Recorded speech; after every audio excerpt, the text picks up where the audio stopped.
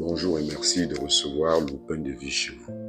Dieu écoute et répond à notre prière. Ce n'est pas parce qu'il ne répond pas immédiatement à nos prières ou parce qu'il ne répond pas comme nous le souhaitons qu'il n'écoute pas. Dieu est toujours à l'écoute, à notre écoute. Dieu répond toujours à sa manière et à son temps parce qu'il sait ce dont nous avons besoin. Nous ne pouvons pas alors, comme chrétiens, vivre sans une relation sincère et intime avec Dieu dans la prière. Au cœur de cette relation sincère et intime, il y a donc la prière. Prier, c'est ouvrir son cœur à Dieu, entrer en dialogue avec lui pour grandir dans son amour. La prière est un élan vers Dieu, vers ce Dieu qui connaît nos faiblesses et nos paresses. On ne dérange jamais Dieu. Il est toujours bon à notre écoute, il attend notre rencontre avec lui. Dans le dialogue de la prière, je peux tout lui dire, je peux tout lui demander. Quand Jésus me dit demander, chercher, frapper, il nous invite à une démarche de notre part, à faire un mouvement, à nous déplacer pour aller à la rencontre, en toute humilité. Par la prière, nous nous mettons en présence de Dieu et lui bénit nos efforts.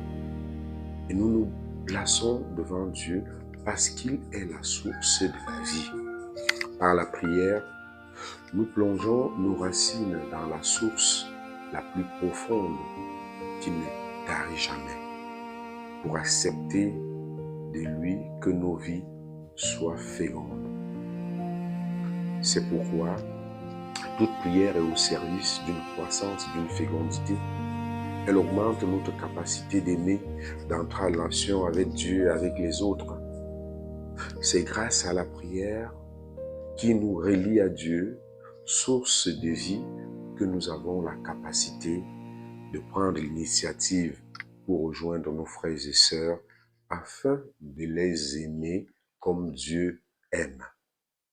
C'est aussi pourquoi ce que nous voulons que Dieu fasse pour nous, c'est à nous de le faire pour les autres aujourd'hui.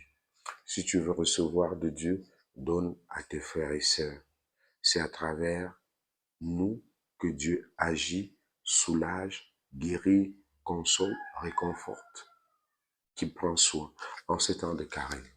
Cherchons le Seigneur, qu'il mette en nous le désir de le suivre. Osons demander, chercher, frapper à la porte du cœur de Dieu. Suivons donc Jésus dans sa prière où il se mettait à l'écoute de son Père pour recevoir sa mission.